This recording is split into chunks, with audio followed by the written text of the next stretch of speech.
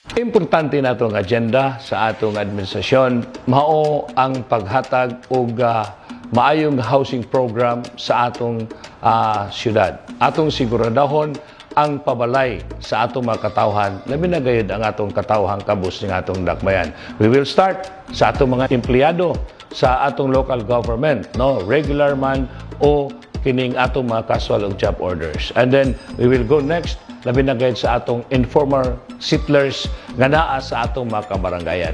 Ang atong buhaton niini, ang local government will facilitate sa pabalay pinaagi sa pag-acquire o mga yuta nga matukuran og balay sa atong mga igsuon nga wala intaw katukuran og balay sa ilang pamilya.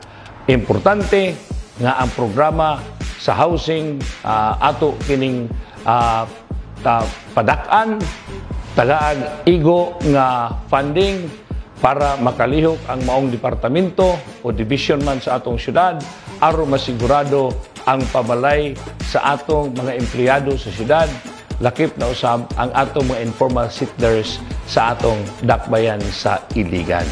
Kaninyong tanan, nangaya ako sa inyong suporta for this agenda. Kay inyo man kini nga pangandoy usab, labi na sa atong maigsuon nga dili sigurado ang ilang Pinoy-anan. Daghang salamat and God bless us all.